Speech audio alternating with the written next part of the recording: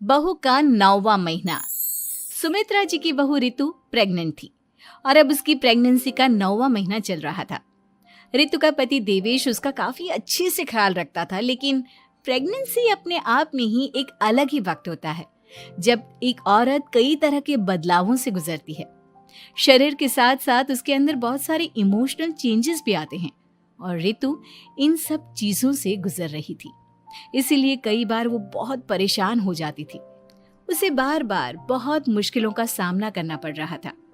एक दिन अचानक शाम के वक्त रितु जोर जोर से रोने लगी। अरे रितु बेटा, क्या हुआ? तुम रो क्यों रही हो? कुछ नहीं मम्मी जी, बस बहुत परेशान हो रही हूँ मैं। हाँ बेटा, वो तो मुझे भी दिख रहा है, तभी तो रो रही हो तुम।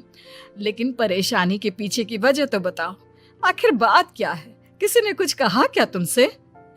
नहीं मम्मी जी, किसी ने कुछ भी नहीं कहा, बस ऐसे ही मेरा मन कर रहा है रोने का।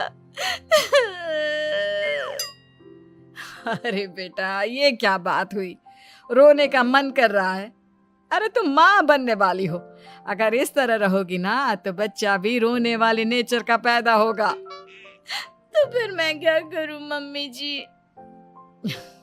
मुझे बता अपने दिल की बात, मेरे साथ शेयर कर कि क्या परेशानी है।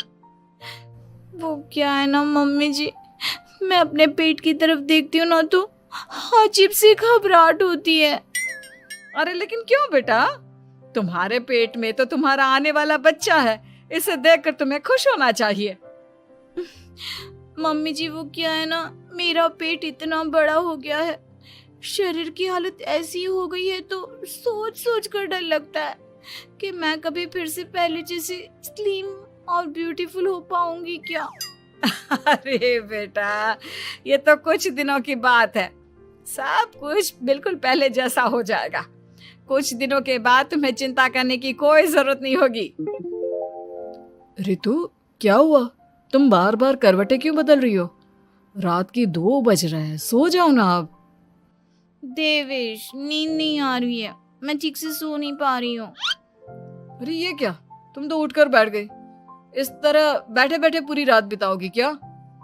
क्या करूं देवेश, पेट की वजह से जैसे ही लेटती हूँ अजीब सा लगने लगता है, ठीक से सो भी नहीं पाती। तुम एक काम करो, अपने पेट के बगल में एक तकिया लगा लो, तुम्हें ठीक से नींद आ जाएगी। वो भी करके देख लिया, अब तो लगता है जब तक बच्चा इस दुनिया में नहीं आएगा मैं ठीक से सो भी नहीं पाऊंगी। रितु, बच्चा आने के बाद कौन सा चैन की नींद सो पाओगी? कम से कम अब तो आराम कर लो।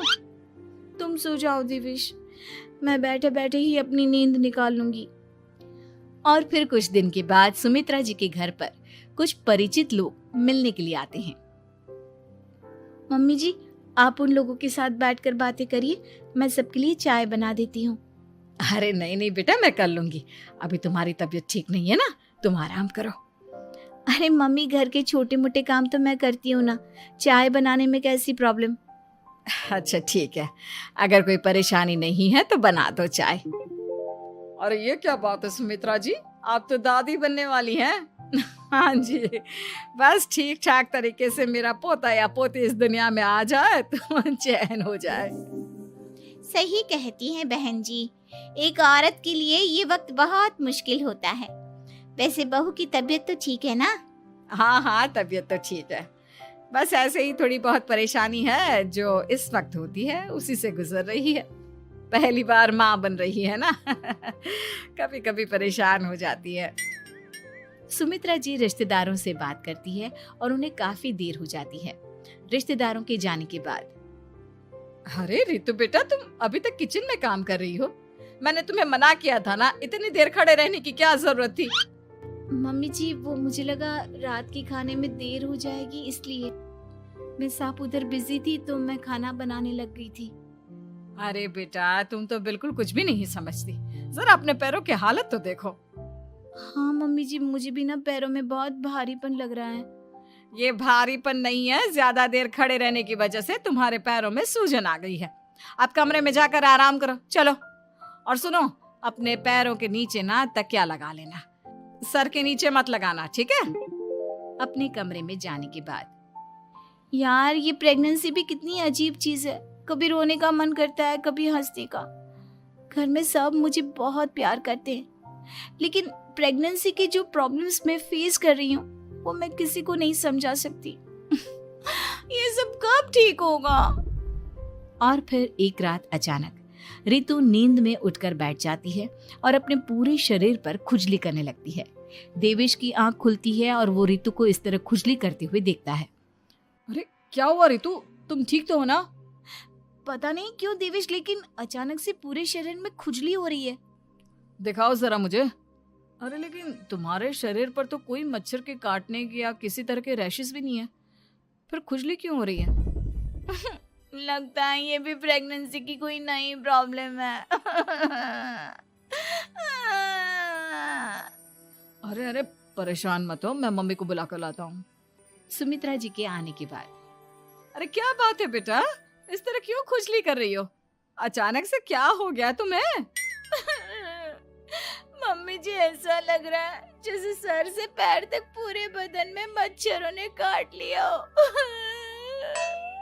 अरे लेकिन इसमें रोने की क्या बात है, चुप हो जाओ, सब ठीक हो जाएगा। हाँ मैं बहुत परेशान हो गई हूँ, बस अब जल्दी से बच्चा इस दुनिया में आ जाना चाहिए ताकि मुझे इन सारी प्रॉब्लम से मुक्ति मिले। ऐसा नहीं कहते रितु, माँ बनना तो दुनिया की सबसे बड़ी खुशखबरी है और ये सारी परेशानियां तो सबके साथ होती है। जानती हूँ, लेकिन फिर भी क्या करूँ, रात को सो नहीं सकती, कभी पेट भर के खाना खा लेती हूँ तो उल्टी करने का मन करता है, ज्यादा देर खड़ी हो जाती हूँ तो पैर में सूजन आ जाती है, ज्यादा देर बाहर घूमने भी नहीं जा सकती वरना टॉयलेट की प्रॉब्लम। ये सब कब ठीक होगा? कुछ दिन और बीत गए और अब तक रितु का 9वां महीना खत्म होने का वक्त आ गया था। अब हर दिन रितु बस यही सोचती थी कि उसका बच्चा इस दुनिया में आने वाला है। हाँ, वो बात अलग थी कि वो कई तरह की इमोशनल चेंजेस से गुजर रही थी और फिर एक दिन अचानक, देवेश मुझे ना चाउमीन खाने का मन कर रहा है। अभी रात के 12 बजे? अरे रितु, इस वक्त चाउमीन कहाँ से लेकर आऊंगा मैं? किसी होटल में फोन करो ना, कोई तो डिलीवर करता होगा ना इतनी रात को। नहीं नहीं रितु, इतनी रात को कोई डिलीवर नहीं करता, तुम कल खा लेना, मैं कल तुम्हारे लिए लेकर आऊंगा बस। नहीं, मुझे अभी खाने का मन कर रहा है, मुझे अभी खाना है।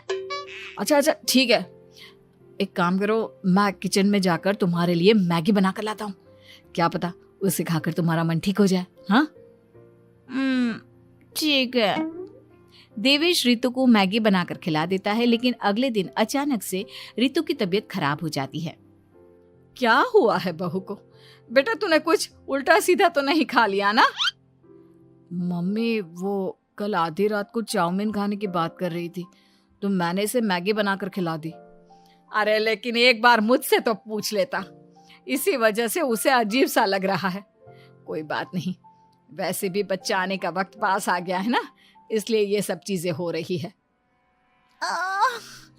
मेरे पेट में बहुत दर्द हो रहा है, जब से मैगी खाई है तब से पता नहीं क्या हो गया। अरे कुछ नहीं हुआ बेटा, बस कुछ दिन की बात और है, परेशान मत हो। चल हम तुम्हें ना डॉक्टर के पास ले चलते हैं। हॉस्पिटल जाने के बाद, डॉक्टर साहब मेरी बहू की तबीयत ठीक तो है ना? हाँ, वैसे तो सब कुछ ठीक लगता है, डाइजेशन का प्रॉब्लम हो गया है, ऐसे वक्त में हो जाता है। प्रेगनेंसी की वजह से पेट के ऊपर बहुत प्रेशर आ जाता है, इसलिए डाइजेशन थोड़ा वीक हो जाता है। और उन्होंने रात के वक्त मैगी खा ली, इसलिए उनको ये प्रॉब्लम हो गया। डरने वाली कोई बात नहीं है। थैंक यू डॉक्टर साहब, अब हम इसका ध्यान रखेंगे। लेकिन अब रितु की डिलीवरी का वक्त पास आ गया है, आपको उनका पहले से भी ज़्यादा ध्यान रखना होगा। मैंने चेकअप कर लिया है, 1 सप्ताह के अंदर रितु की डिलीवरी होने के पूरे चांस है। एक दिन अचानक किचन में काम करते करते रितु के पेट में बहुत तेज दर्द होने लगता है। देवेश, मम्मी जी जल्दी आइए।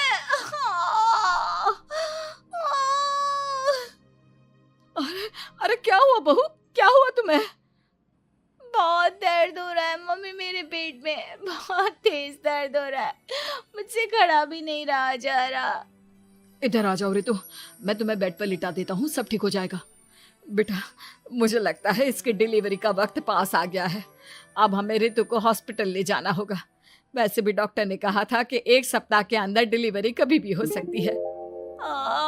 मुझे बहुत दर्द हो रहा है, ऐसा लग रहा है जैसे मैं मर जाऊंगी। प्लीज मुझे बचा लो देवेश। अरे रितु, घबराओ मत, ऐसा कुछ नहीं होगा। हॉस्पिटल पहुंचने के बाद आप जल्दी से रितु को एडमिट करवा दीजिए और आप लोग बाहर वेट करिए। नहीं, मुझे बहुत दर्द हो रहा है। रितु, समझने की कोशिश करो, सब कुछ ठीक हो जाएगा। रितु को लेबर पेन शुरू हो गया था और वो काफी तकलीफ से गुजर रही थी। एक बच्चे को जन्म देते समय औरत जिस तकलीफ से गुजरती है उसे सिर्फ वही समझ सकती है। रितु की तकलीफ को देखकर देवेश भी काफी इमोशनल हो गया था। रितु को इस तरह चीखते देखकर उसे बहुत दुख हो रहा था, लेकिन आधे घंटे के बाद जब डॉक्टर अपने हाथ में रितु और देवेश की छोटी सी बच्ची को लेकर आया तो रितु के चेहरे पर स्माइल आ गई। रितु, ये देखो, तुम्हारी और मेरी नन्ही सी बेटी। ये तो एकदम परी की तरह दिखती है।